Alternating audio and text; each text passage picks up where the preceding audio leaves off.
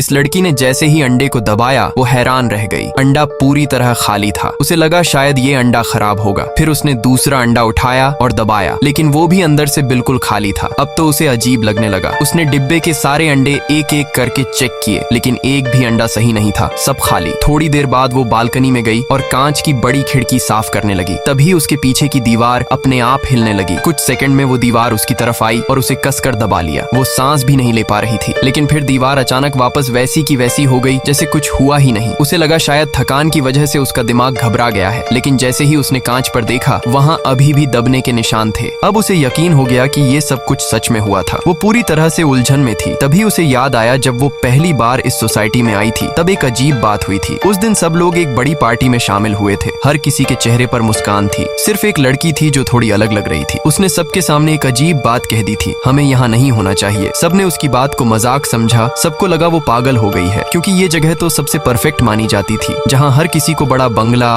Luxury गाड़ी और महंगी जिंदगी मिली थी। हर आदमी को हाई सैलरी वाली नौकरी दी गई थी और यहाँ रहने की दो शर्तें थी। पहली, मर्दों को फ्रैंक की कंपनी में काम करना था और हर दिन ऑफिस जाना था। दूसरी, कोई भी उत्तर दिशा के रेगिस्तान के पास नहीं जा सकता था। जो गया उसे इसका अंजाम भुगतना पड़ता। यहाँ की जिंदगी एकदम रूटीन में चलती थी। सुबह औरतें अपने पतियों को अलविदा कहती थी, फिर घर की सफाई करती थी और दिन भर ऐश करती थी। सोसाइटी छोटी थी लेकिन हर सुविधा थी। शाम से पहले सब महिलाओं को बॉस की बीवी के साथ एक्सरसाइज करनी होती थी ताकि उनका फिगर बना रहे और पति खुश रहे। लेकिन वो लड़की जिसने हमें यहाँ नहीं होना चाहिए कहा था, अब पहले जैसी नहीं रही। एक दिन वो अपने बेटे को लेकर उत्तर के रेगिस्तान की ओर भाग गई। जब सिक्योरिटी वालों ने पकड़ा तब तक बच्चा गायब हो चुका था। तब से वो लड़की सबको बताने लगी कि ये जगह एक धोखा है और सबको यहाँ से भाग जाना चाहिए, पर किसी ने उसकी बात पर ध्यान नहीं दिया। सब कहते थे बेटे के गम में उसका दिमाग खराब हो गया है, लेकिन अब इस लड़की को शक होने लगा था कि कहीं वो सच तो नहीं कह रही थी। एक सुबह जब वो घर के काम कर रही थी उसका शक और बढ़ गया। वो चुपचाप बस पकड़कर सीधे सोसाइटी के उत्तर छोर तक पहुंच गई। ड्राइवर ने बताया कि अगला स्टॉप आखिरी है। तभी उसे दूर एक प्लेन गिरता हुआ दिखाई दिया। वो तुरंत चिल्लाई, गाड़ी रोको, वहाँ प्लेन क्रैश हो गया है। लेकिन ड्राइवर ने मना कर दिया क्योंकि वो इलाका नो एंट्री जोन था। वो अकेली उतर गई और दौड़ती हुई आगे बढ़ी। जब वो प्लेन के पास पहुंची वहाँ कोई मलबा नहीं था। उसे लगा क्या मैंने गलत देखा, क्या मेरी याददाश्त धोखा दे रही है। फिर भी वो आगे चलती रही और एक पहाड़ी तक पहुंच गई। यही वो जगह थी जहाँ उसके पति और बाकी मर्द काम करने जाते थे, लेकिन वहाँ तो कुछ भी नहीं था, बस एक पुराना सा घर। वो धीरे धीरे दरवाजे की तरफ बढ़ी, तभी कांच में लाल रोशनी चमकी और वो बेहोश हो गई।